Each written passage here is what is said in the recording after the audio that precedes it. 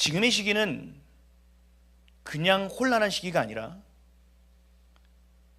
언제 망해도 이상할 것 없는 세상을 살아가고 있습니다. 오늘 당장 예수님이 오셔도 오실 수 있는 세상을 살아가고 있다는 것입니다. 많은 사람들이 정교분리를 얘기해서 강단에선 정치 얘기를 하지 말라고 얘기합니다. 동의합니다. 근데 그 정교분리는 그런 정교분리를 얘기하는 것이 아닙니다. 여러분들은 많이 들어서 아시죠? 정교분리라는 것은 교회가 정치에 대해서 관여하지 말라는 이야기가 아니라 정치가, 세상이, 정부가 교회에 대해서 관여하지 말라는 것이 정교분리입니다. 이것이 헌법의 기본 원칙입니다. 그런데 어느 순간부터 사람들이 속아서 교회가 깨어 있어야 되는데도 불구하고 교회가 정치 얘기를 하지 못하게 모든 입들을 다 막아버렸습니다. 교회에서 정치 얘기를 하면 이상한 것으로 여겨버렸습니다. 그런데 더 아이러니컬한 것은 무엇이냐? 여러분, 좌파교회에서는요, 정치 얘기를 수두룩하게 합니다. 진짜 주님의 말씀을 가지고 나아가는 교회가 이 지금의 시국을 제대로 알지 못하게 하고 이 지금의 시대가 어떠한 시점에 있는지 알지 못하게 해서 그냥 허망하게 적군이 쳐들어와도 나팔 한번 불지 못하고 성이 함락될 수밖에 없는 상황을 만들고 있는 그 상황 가운데 우리가 처해 있다는 것입니다. 얼마 전에도 조계종에서 얘기했죠. 목숨을 걸고 생명을 걸고 나라를 지키겠다. 정치 얘기 안 합니까? 근데 기독교가 정치 얘기만 하면 이상하게 얘기합니다. 여러분, 잘 생각하셔야 돼요. 교수들은 시국선언을 안 합니까? 학생들은 시국선언을 안 합니까? 근데 왜 교회가 정치 얘기만 하면 왜 입 닥치고 가만히 있으라는 겁니까? 왜 정교분리라는 이상한 얘기를 프레임을 걸어서 입도 뻥끗하지 못하게 하는 겁니까? 여러분, 잘 생각하셔야 된다는 겁니다. 우리가 야금야금 우리의 땅을 뺏겼고 야금야금 우리의 생각을 빼앗겼기 때문에 그것이 나도 모르게 당연한 것이 되어 있기 때문에 여러분, 깨어나야 된다는 얘기입니다. 우리 자녀들도 잘 들어야 됩니다. 윤석열 대통령이 탄핵하는 그때 모든 학교에서 윤석열 탄핵되는 것을 다 보게끔 했습니다. 그러면서 윤석열 대통령은 이렇게 된 건 잘못했다고 모든 사람들이 손가락질했습니다. 우리의 자녀들은 학교에서 이상한 교육을 받고 있습니다. 여러분, 지금의 상황 가운데 우리는 어떻게 살아가야 되냐는 거예요. 지금의 상황 가운데 우리는 무엇을 보고 살아가야 되냐는 거예요.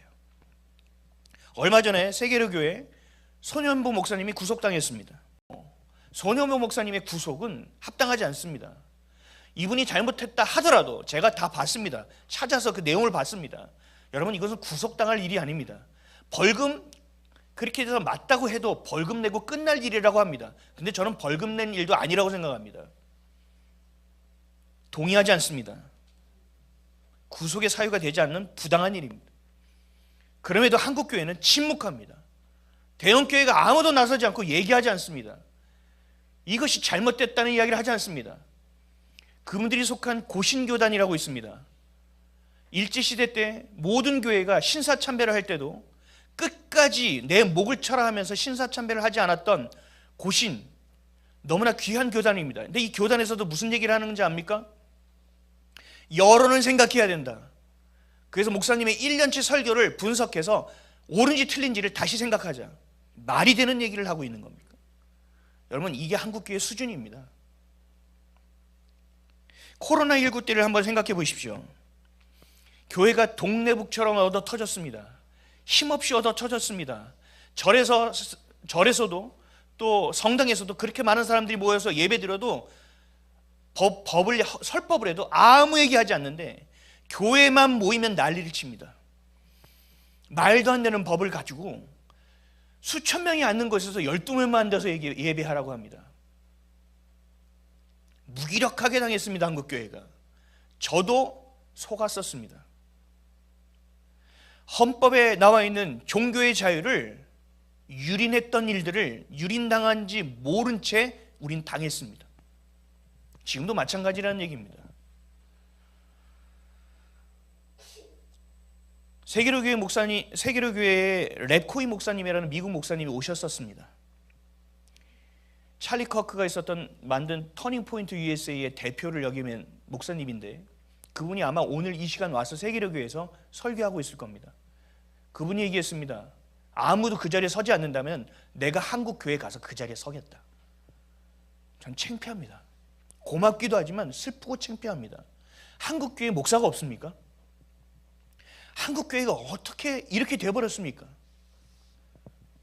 여러분, 일제의 창칼 앞에서도 3.1운동을 하며 태극기를 들고 나왔던 그것이 기독교인이었습니다.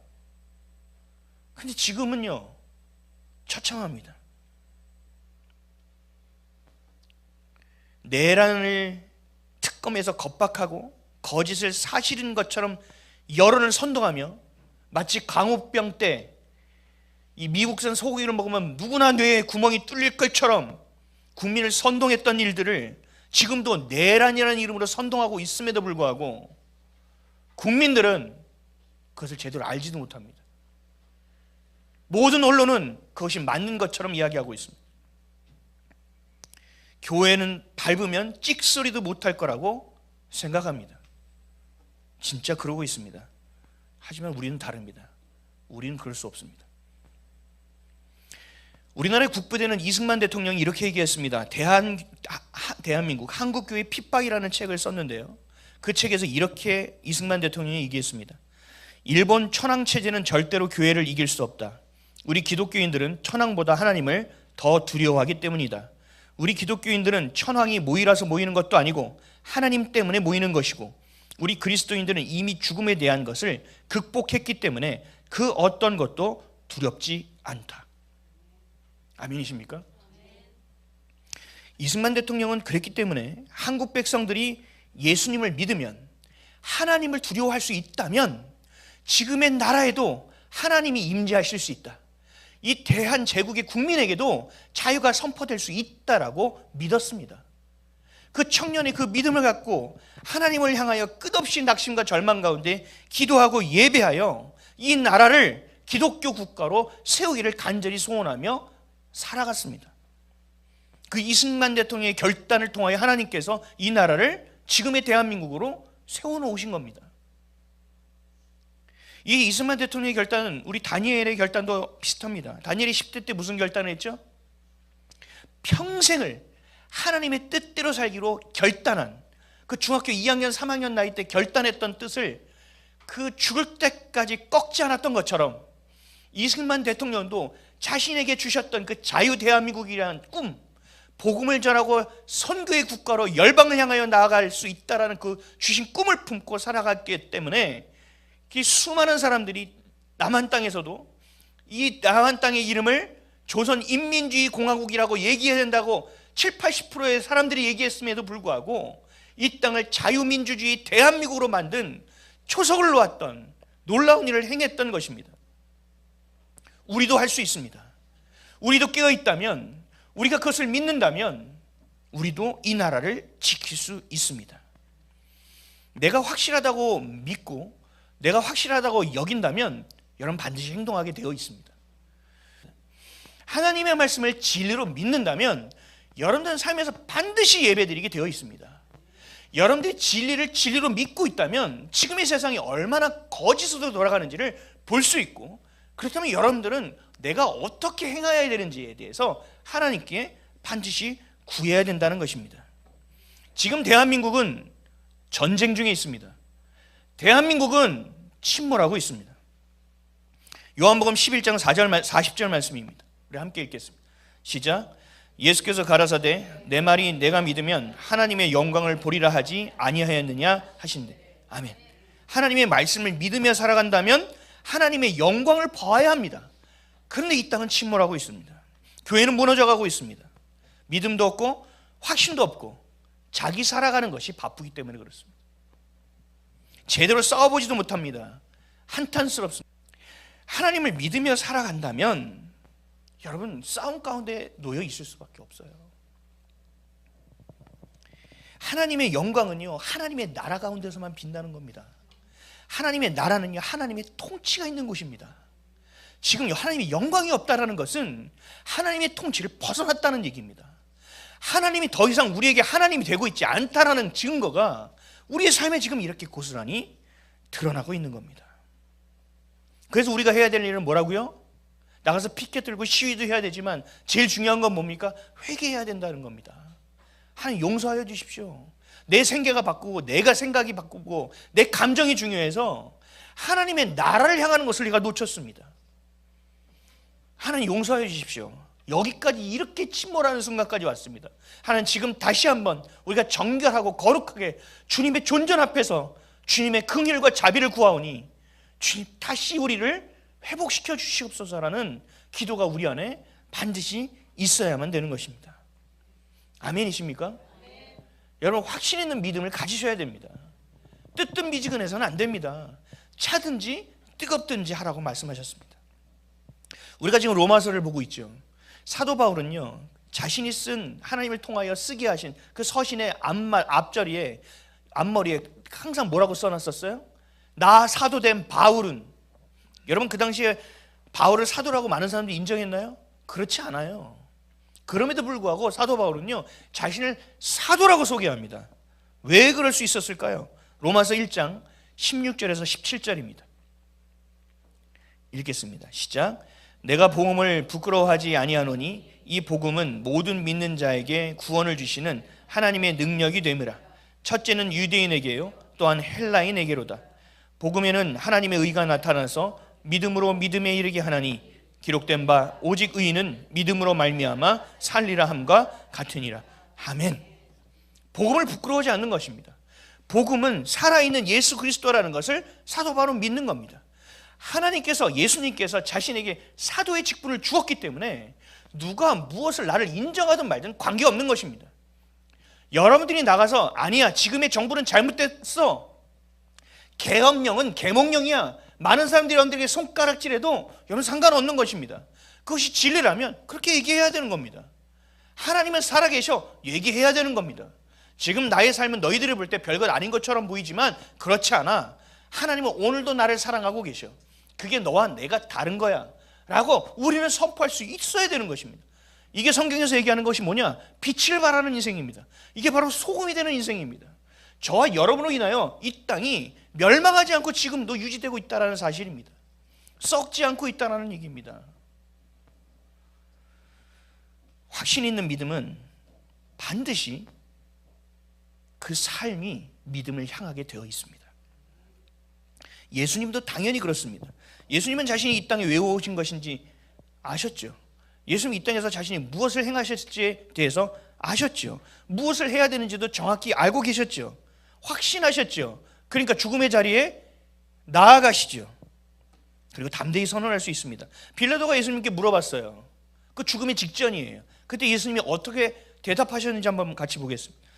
요한복음 18장 37절 38절입니다. 자, 함께 읽겠습니다. 시작. 빌라도가 가로되 그러면 내가 왕이 아니냐?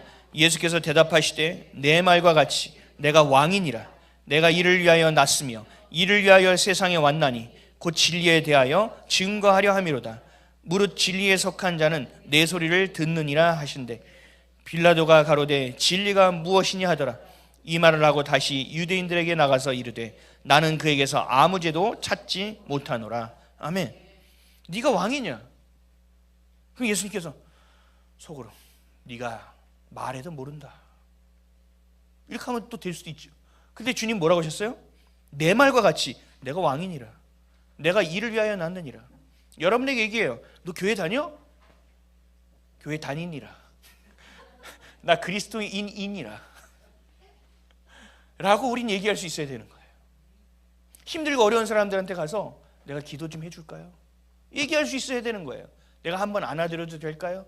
얘기할 수 있어야 되는 거예요. 자스민 차 한 잔 타서 드세요 하면서 그 자스민 차에 복음을 타서 줄 수도 있어야 되는 거예요. 지금 살아가는 저 여러분에게 믿음의 확신이 있습니까? 예수 그리스도라는 자존감이 여러분에게 있습니까? 그 정체성이 여러분들의 마음에 새겨져 있습니까? 지금 말합니다. 마지막 때다. 위기의 때다. 지금 대한민국이 침몰하고 있다. 많은 사람들이 인식하고 있습니다. 근데 인식만 하고 있습니다. 무엇이 변하고 있습니까? 무엇을 하고 있습니까? 왜요? 믿음으로 확신이 없으니 행함이 없는 겁니다. 신앙과 자유를 위협당하는 것은 국가적 위기입니다. 지금 유튜브 계정들이 삭제되고 있는 거 아십니까? 폐쇄당하고 있습니다. 수익 계정이 폐쇄되고 있습니다. 그래서 옳은 소리를 내던 사람들이 이제 옳은 소리를 내지 못하기 시작합니다. 여러분, 우리의 신앙과 자유, 또 손현명 목사님 구속당하셨죠. 신앙과 자유를 위협당한다는 것은 국가적 위기에 처해 있다는 것이 전조 증상으로 보여지는 겁니다. 근데 이것은 전조 증상을 넘었습니다. 이미 심각한 증상입니다. 그러면 우리는 어떻게 해야 됩니까? 옆구리가 좀 아플 때는 뭐예요? 췌장에 암이 생길 수도 있어. 자꾸 아프네? 그러면 내가 좀 조심하겠죠. 피곤치 않고 조심하겠죠. 비타민도 먹고. 그런데 이게 쓰러졌어. 실려갔어요. 그럼 어떻게 해야 돼요? 제가 잘 조절할 테니까 수액 한 잔 하나만 놔주시고요. 집에 갈게요. 그렇게 합니까? 아니요. 당장 이멀전시로 수술해야 됩니다. 가족 있습니까? 동의해야 되는데 빨리 가족을 부르세요. 야, 수술방 빨리 잡아. 가서 열어야 됩니다. 몸을 째야 됩니다. 암덩어리를 꺼내야 됩니다. 지금 이 나라는요, 지금 그런 상황이라는 거예요. 그냥 전조증상의 상황이 아니에요. 지금 당장 응급이에요. 빨리 수술을 해야 되는 상황이에요. 그런데도 우리는 자신의 삶에 매여 있는 겁니다. 수술해야 되는데 제가 출근을 지금 해야 되는데요. 오늘 우리 딸이라서 케이크를 제가 가져가야 되는데요. 오늘 제가 근무를 하지 않으면 근무할 사람이 없어서 빵뿐하는데요. 오늘 제가 출근하지 않으면 잘려서 우리 가족이 다음 달 먹고 살 게 없는데요. 이런 헛소리를 하고 사는 것이 지금 우리 현실이라는 겁니다. 사단은, 마귀는 뱀처럼 아가리를 벌려서 우리를 집어삼키고 있는 상황인데 우리는 지금 현실에 매여서, 삶에 매여서 아무것도 모른 채 잡혀 먹혀버리게 된 상황이라는 겁니다. 그래서 우리가 해야 될 것은 뭐냐? 지금 이 시간부터 해야 될 것은 뭐냐? 여러분, 신앙의 기본으로 돌아가십시오. 다시 돌아가야 됩니다. 머리로만 알던 예수님 안 됩니다. 예수님이 나의 전부가 되어야 됩니다. 예수님, 그래 나와 함께 하시지. 아니요, 지금도 나와 함께 하신다는 겁니다. 이걸로 돌아가야 됩니다. 그래, 예수님 살아계시지. 맞아, 하나님 좋아. 말씀 여기 이런 말씀이 있으니까 여러분, 지금까지 이성으로 알던 하나님의 말씀 안 됩니다. 그 말씀이 오늘 이 시간 성취될 것이다. 하나님의 말씀은 1.1획도 변함이 없다. 반드시 성취될 것이고 그 성취되는 일은 내가 목도할 것이다. 주님, 성취하여 주시옵소서 라고 우리가 기도하며 나아가는 신앙의 기본이 다시 회복되어질 수 있어야 된다는 것입니다. 나 교회 다녀? 아니요, 그 정도 수준으로 안 된다는 겁니다. 여러분의 신앙은 깨져야 됩니다. 다시 시작돼야 됩니다. 신학이라는 것이요, 신학 교수들이요, 그냥 말로만 합니다. 책상에 앉아서요, 책하고만 씨름합니다. 책을 보고 세상에 나와서 세상과 씨름을 해야 되는데 그 제자들과 함께 그 세상과 싸우는 법을 가르쳐야 되고 함께 그 씨름을 해줘야 되고 싸움의 기술을 알려줘야 되는데 그게 없습니다. 답답했습니다.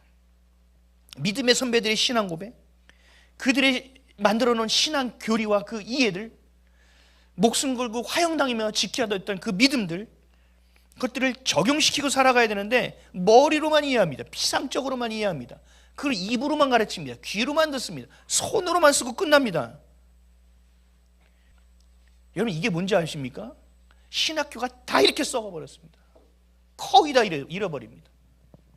거기서 배우고 나온 사람들이 그럼 무슨 싸움의 기술을 익혀서 나오겠습니까? 여러분, 그리스 철학에서 영향받은 스콜라주의적 태도입니다. 스콜라주의는 뭔지 아십니까? 머리로는 많이 합니다. 이성은 충분합니다. 여러분, 그리스의 철학은요, 로마와 지금의 시대까지도 영향을 미치는 엄청난 철학입니다. 그것이 교회 안에 들어가고 우리의 예수를 믿는 사람들의 마음속에 들어가서 하나님을 아는 것을 공부하고 하나님의 마음을 연구하고 그렇게 삶을 살아내야 하는데 불구하고 머리에서 끝나는 겁니다. 그냥 그 자리에서 끝나는 겁니다. 주님을 어떻게 하면 내가 예배할 수 있는가? 내가 어떻게 하면 이 상황 가운데, 이 시대 가운데 하나님이 주시는 사명을 감당할 수 있는가? 그런 안에서의 세상 속에서의 씨름을 해야 되는데 머리로만 하고 말로만 합니다. 신물났습니다. 그래서 안 한 겁니다. 했으면 좀 더 편안하게 잘 살 수 있었겠죠. 개척하면서 수많은 상처를 받지 않을 수도 있었겠죠. 근데 그게 중요한 게 아닙니다. 우리의 삶의 이유는 뭔지 아세요? 그냥 하나님의 말씀을 많이 외우고 많이 읽는 게 아닙니다. 교회를 많이 출석하고 헌금 많이 하는 게 아닙니다. 예수가 실제적인 나의 그리스도가 되어주시고 내 삶에서 그 그리스도를 따라가는 성도의 모습, 거룩함이 보여져야 되고, 여러분들 통하여 세상 사람들이 성경을 읽어낼 수 있는 수준으로 살지 않는다면 이렇게 되는 겁니다. 우리의 삶에서는요, 말씀 안에서 살라는 겁니다. 세상에 나가서는 뭐예요? 말씀으로 살아내라는 겁니다. 교회에서만 신앙을 갖고 집사, 권사하고 밖에 나가서는 제멋대로 사는 인생을 살지 말고 안과 밖이 동일하게 하나님을 주인으로 여기는 삶을 살아내라는 겁니다. 이게 우리 교회의 이름입니다. 이런 교회를 다음 세대에게 남기고 싶습니다.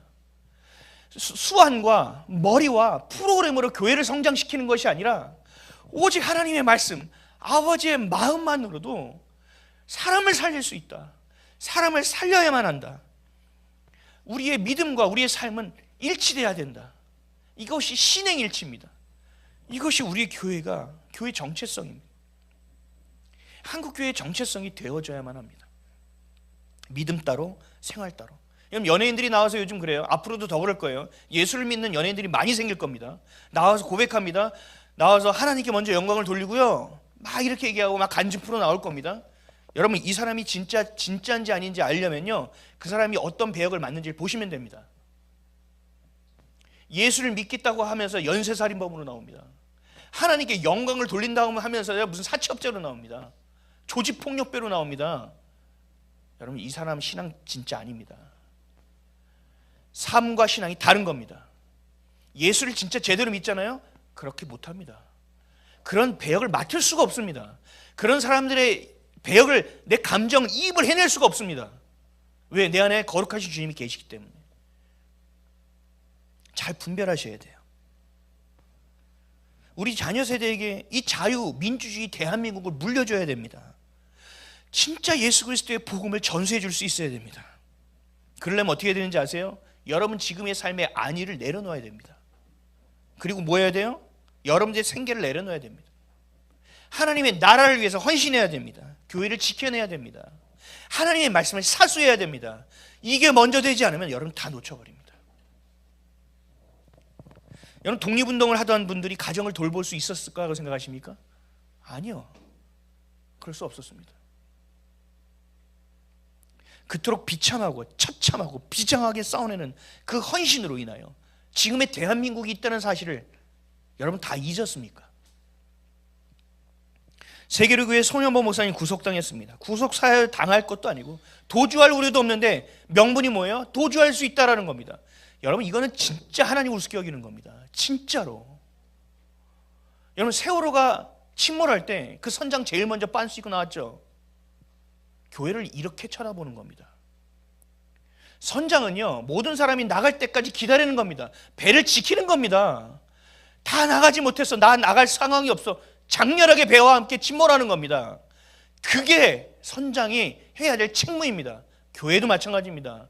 목사는요, 교회와 함께 침몰하는 겁니다. 침몰이 된다면. 그런데 교회의 목사가 도주의 우려가 있다고요? 여러분, 이거는요, 무시한 정도가 아니고요, 우리를 유린하는 겁니다. 아주 우습게 여기는 겁니다. 그래서 이 사건이 심각한 겁니다. 속상합니다. 근데 이것을 나와서 패널들 얘기하는 거 보면 다음 주일날 예배를 준비하는 목사가 어딜 도망간다고 그렇게 얘기를 해요. 저는 그 정도 수준으로 얘기할 수밖에 없다는 게 참담합니다. 교회를 무시하고 교회를 우습게 여기는 것이요, 이제는 끝까지 갔습니다. 하나님을 우습게 여기고 있습니다. 거룩한 분노를 가져야 됩니다. 비느하스와 같이. 이번 주 화요일부터 우리 기도의 집이 외부로 오픈합니다. 외부로 오픈하기 전에 한 달 동안 모여서 계속 기도했습니다. 물 묻은 장작이 들어와도 불을 붙여야 된다. 그래서 우리가 먼저 불을 붙이고 있자. 그 기도의 집 관계자한테 제가 이런 말을 했어요. 고맙다 그랬어요. 뭐가 고맙냐고. 함께 해주는 게 고맙습니다. 그래서 아니요, 저는요 정말 싸우고 싶었는데요, 어떻게 싸우는지 잘 몰랐습니다. 근데요, 이제 좀 제대로 싸워볼 수 있게 돼서 한없이 기쁨이다라고 얘기했습니다. 대한민국은 전쟁 중입니다. 흔히 말해서 하이브리드 전쟁이라고 얘기하죠. 지금 이재명이라는 사람은요, 여러분 문재인보다 더 심합니다.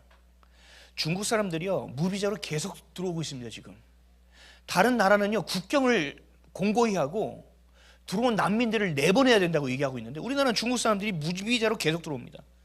여러분 뉴스들, 요즘 제가 뉴스를 아주 잘 보고 있어요. 왜냐하면 여러 가지 일들이 발생하고 있거든요. 어린이들 유괴 사건이 계속 발생하고 있습니다. 아십니까? 사기도 많이 생겨납니다. 중국 사람들이요, 봉고차에다가요 가짜 기지국 가지고 다니면서요 소액 결제하고 다닙니다. 실종 사건도 엄청나게 일어나고 있습니다. 사건 사고가 계속됩니다. 여러분 모터보트를 타고 중국 사람 6명이 군인 같은 사람들이 제주도에 들어왔는데 모릅니다. 2명 잡혔다고 했는데 잡혀도요 처벌 못합니다. 민주당이 간첩법을 통과시켜주지 않아서 다시 놔줘야 됩니다. 오산 미군 기지를 중국 사람 부부가 찍었습니다. 경찰이 잡았습니다. 그날 다시 내보냈습니다. 그 다음날 가서 또 찍었습니다. 속수무책입니다. 어젠가요? 그젠가요? 대전 국정자원관리원에서 불이 난 거 아십니까? 모르십니까? 불이 났습니다. 그래서 우리나라에 70개 정도에 되는 정부 서비스가 중단됐습니다. 대출도 안 되고 나이스도 안 되고 주민등록 등본도 못 띄고 정부가 마비된 겁니다. 나와서 아무도 얘기하지 않습니다. 책임지지 않습니다. 왜? 알고 있으니까요. 여기 우리나라의 실탄이 수만 발이 사라진 거 아십니까? 군부대에 있는 실탄이 수만 발이 사라졌습니다. 총도 사라졌습니다. 불법 무기가 우리나라에서 유통되고 있는 거 아십니까? 총을 개발하는 방위산업체 직원이요 살해당했습니다. 머리에 총상을 입고 죽었습니다. 군인들의 의문사가 계속됩니다. 중국에게 정보를 팔아넘은 병장이 있습니다. 알고 보니까요 중국 출신입니다. 중국 출신이 우리나라에 와서 6개월인가 얼마 살고 군대에 들어갔다가 거기서 정보를 빼내서 중국에게 보내고 있습니다. 여러분 이뿐이 아닙니다. 초등학생도 잘 알고 있는 행정, 입법, 사법에 삼권 분립이 되지 않으면 민주주의는 되지 않습니다. 근데 그 근간을 무너뜨리고 있습니다. 선출 권력, 국민들이 뽑아놓은 입법기관, 국회의원, 대통령이 사법기관보다 서열 위라고 얘기하는 이재명이라는 사람이 있습니다. 자신을 재판했던 것을 모두 멈추고 자신의 재판을 변호했던 사람들을 국정원부터 시작해서 모든 요직의 자리에 다 앉히고 자신을 재판했던 모든 검사들을 파면시키고 숙청하고 있습니다. 이제는 사법부를 아예 검찰을 분리해냅니다. 지금 어젠가 그제 정부조직법이 통과됐습니다. 검찰청 폐지로 확정됐습니다. 기획재정부가 쪼개졌습니다. 방송법도 장악합니다. 그 이진숙 방통위원장이 버티고 끝까지 버티니까 어떻게 됩니까? 폐지하고 다시 만든답니다. 없애버린답니다. 자기들 마음대로 모든 정부의 조직을 개편하고 있습니다. 근데 그 조직의 재편도를 보니까 중국 공산당하고 똑같습니다. 저는 이것을 개편이라고 얘기하지 않습니다. 이렇게 빨리 자기 멋대로 만드는 것은 혁명이라고 얘기하는 겁니다. 여러분 우리나라에는 지금 혁명이 일어나고 있습니다. 나라를 무너뜨리고 있습니다. 혁명인지도 모른 채 국민들은 오늘 하루 내일 살기 어려우니 먹고 사는 것에서만 머리를 쳐박고 있습니다. 민주주의의 탈을 쓰고 공산혁명을 진행하고 있는 이 불법적인 정권에 대해서 제대로 소리를 내지도 못하고 있습니다. 누가 적인지도 모릅니다. 진짜 적이 누군지를 알고 있었던 윤석열 대통령은 어떻게 됐습니까? 내란 수개로 누명을 쓰고 며칠 전에 재판장에 나온 모습을 보니까 한 10년은 확 늙은 것 같습니다. 여러분 진실을 얘기하고 나라를 지키려고 했던 사람은 감옥에서 썩고 장관이 명령하여 1점 몇 평 되는 거기서 나오지도 못하게 한다고 하고 인권이 유린되고 있고 부정선거와 같은 것으로 된 그 가짜는 올라가서 나라를 유린하고 국가 망신을 시키고 수많은 사람들의 생명과 헌신으로 인하여 세워놓은 이 대한민국을 한순간에 무너뜨리고 있는 이 혁명적인 사건 가운데 좌파들은 촛불혁명이다 해서 나와서 그렇게들 촛불을 밝히는데 이 대한민국에서 나라를 위한다는 이 교회조차도 어떤 말 한마디 하는 사람 없고, 대한교회에서 압수수색 들어오고 핸드폰 뺏기니까 자기 약점 다 잡히니까 한마디도 하지 않냐는 이런 시대를 우리가 살아가고 있는 겁니다. 여러분이 오늘 아침 나오고 어제 자고 있었던 그 평화가 여러분 계속 유지될 거라고 생각하십니까? 아이들에게 학교 잘 갔다 와? 갔다 왔어. 남편 출근하고 저녁에 만나서 같이 밥을 먹고, 여러분 이런 일상이 계속될 거라고 생각하십니까?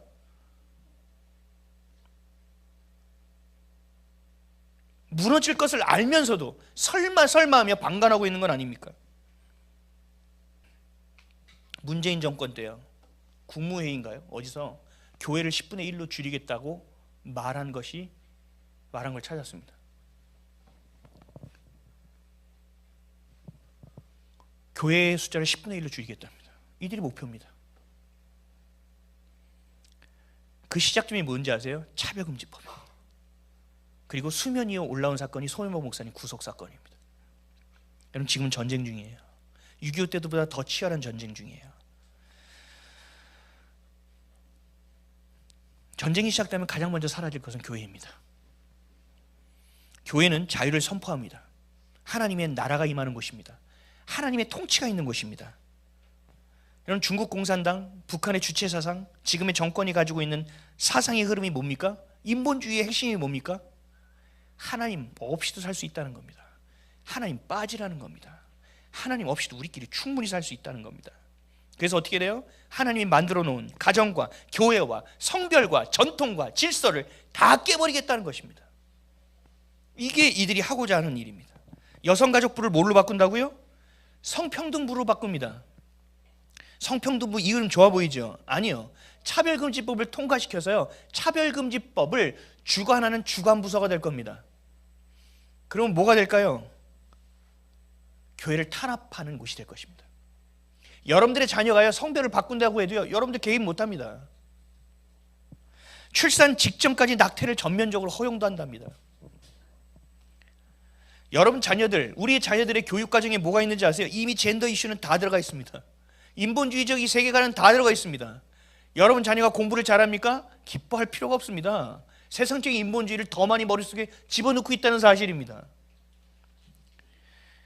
왜곡된 역사관으로 꽉 들어차 있습니다. 여러분 교육은요 전교조가 꽉 잡고 있습니다. 역사 쪽은 완벽하게 잡고 있습니다. 여러분 이렇게 근본적인 것이 무너지는 치열한 전쟁은 지금껏 없었습니다. 사람들이 사상에 심취했습니다. 사상이 종교가 되었습니다. 이 종북 사상이 종교가 되었습니다. 주체 사상이 종교가 되었습니다. 그래서 이들이 어떻게 돼요? 이들이 심취한 자들을 흔히 말해서 세상에선 개딸이라고 얘기합니다. 이 개딸들은 옳고 그름을 따지지 않습니다. 자신이 옳다고 얘기하면 상관없습니다. 그러니까 좌파 정치인들이 뭐예요? 누군가를 겁탈했다, 뭐 비서와 뭐 바람이 났다, 뭐 억압했다, 상관없는 겁니다. 이재명 5개 죄를 지었다, 상관없는 겁니다. 자신들이 말하는 유토피아를 이루기 위해서는요 수단과 방법을 가리지 않는 게 공산주의거든요. 상관없는 겁니다. 그러니까 이 개딸들도 뭐예요? 옳고 그러면 생각하지 않아요. 여러분 좀비 영화 보셨습니까? 좀비들이 뭘 따집니까? 살아있는 것만 따라다니는 겁니다. 그걸 살아있는 걸 물어서 어떻게 돼요? 자신과 같은 좀비로 만드는 일이죠. 똑같아요 지금 개딸들이요. 모든 사람을 물어 제끼는 겁니다. 내란. 그래서 어떻게 돼요? 모든 사람을 좀비로 만드는 것이 목표입니다.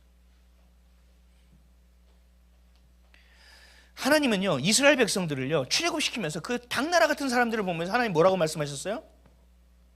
이는 나의 군대라. 철딱선이 없고 그냥 평상에 있고 줄도 제대로 못 맞추고 터벅터벅 걸어 나온 사람들을 보고 나의 군대라고 말씀하셨습니다. 하나님은요 우리와 같은 자들도 군대로 여기십니다. 우리의 지금 시대는 누구와 전쟁을 하느냐? 바벨탑을 쌓고 있는 자들과의 전쟁을 해야 되는 겁니다. 아브라함이요 롯이 잡혀가자 어떻게 했어요? 자기 집에서 길르은 318명의 용사들을 데리고 가서 그 왕들을 기습하여 치고 자신의 조카 롯과 가족을 구해왔죠. 우리도 그렇게 훈련 받아야 됩니다. 우리도 그렇게 길려져야 됩니다. 그래서 우리도 그렇게 투입되어서 승리를 가져와야 된다는 겁니다. 지금의 시대를 살아가는 우리가 그래야 된다는 겁니다. 성경을 보겠습니다. 이스라엘 백성이 아말렉과 르비딤에서 전투를 합니다. 기억하시죠? 여호수아가 나가서 싸우고요, 모세가 손을 들고 기도합니다. 모세가 손을 들고 기도했을 때는 여호수아가 이겼고, 모세가 팔이 아파 손을 내렸을 때는 아말렉이 이겼습니다. 우리에게 이것을 통하여 보여주시는 것이 무엇인지 압니까? 모든 전쟁은 혈과 육에 있는 것이 아니라 영적인 전쟁이라는 사실을 우리에게 알려주고 있는 것입니다. 전쟁은 우리가 하는 것이 아니라 하나님이 하시는 것이고, 그러니까 너희는 뭐하라? 기도하라고 말씀하시는 겁니다. 전쟁에서 승리하기 위해서 우리는 뭐 해야 됩니까? 손을 들고 서 있어야 됩니다. 내 손이 내려올 때 서로가 손을 붙들어 줄 수 있는 영적인 싸움을 살아내야 된다는 것입니다. 이 마지막 때라는 것은 모두 알잖아요. 마지막 때는 뭐예요? 결승점을 들어가는 그 스포트가 붙어야 되는 겁니다. 완주가 되어야 되는 겁니다. 여러분, 가정에서 단란하게 꽁냥 먹다가 맛있는 거 먹고 가족이 행복하게 도란도란, 여러분 이런 시대가 아니라는 얘기예요. 지금 그것도 필요하지만 우리가 기도해야 된다는 거예요. 그 마지막 때에 전력을 다하여 그 마지막 결승전을 향하여 뛰어내야 된다는 거예요. 이 마지막 때에 예수 그리스도가 오셔서 그 모든 것이 평정되는 그 순간을 여러분, 사탄과 마귀는 알까요, 모를까요?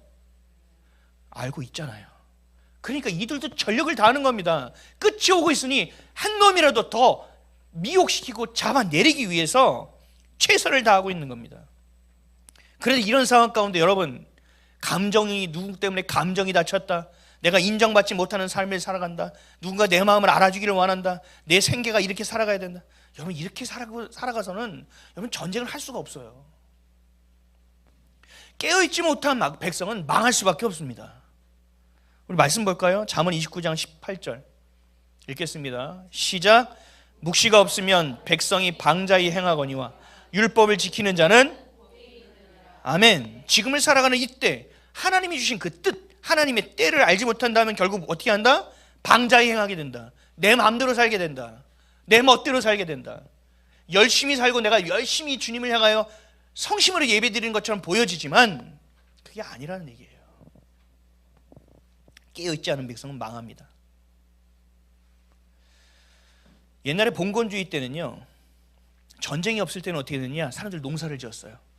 아시죠? 성이 있고요, 밖에 농토가 있어서 농사를 막 지어요.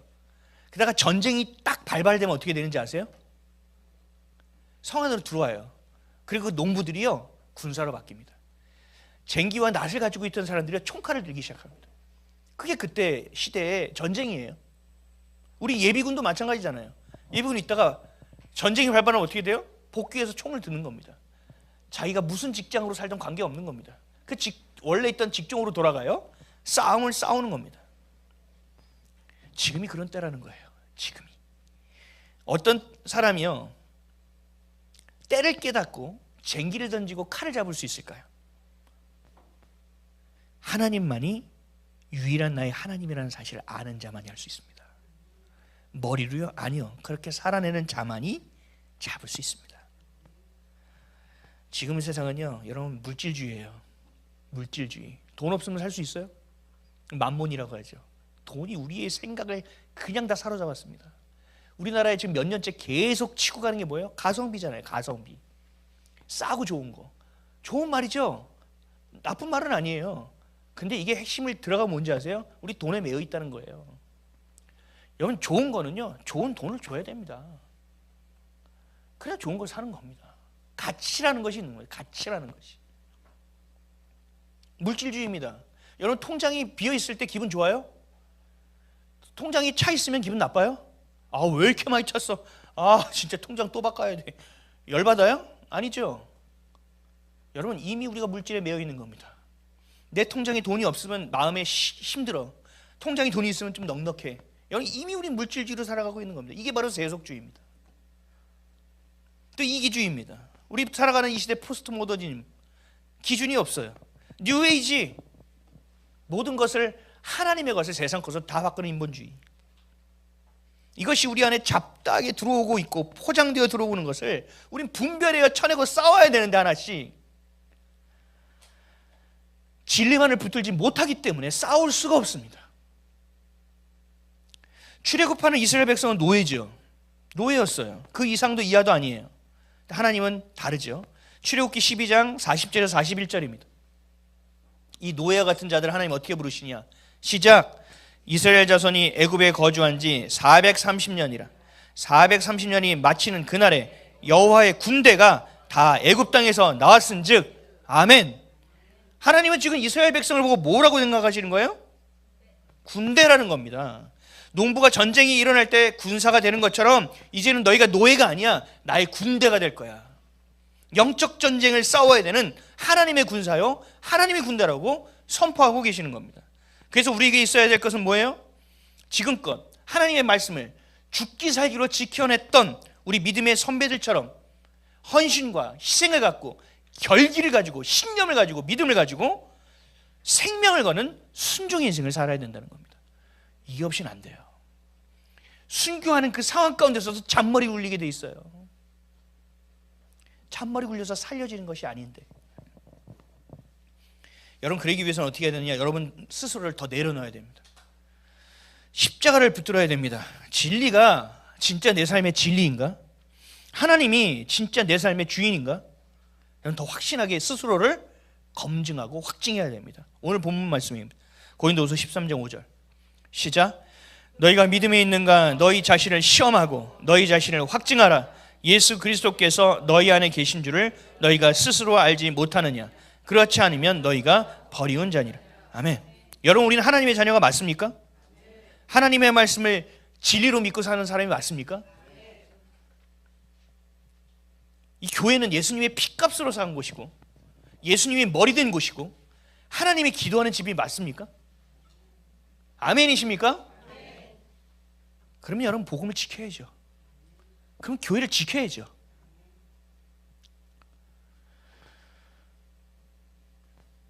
제가 다음 세대만 보면 미안해요. 미안하고 답답해요. 물려줄 게 없어요.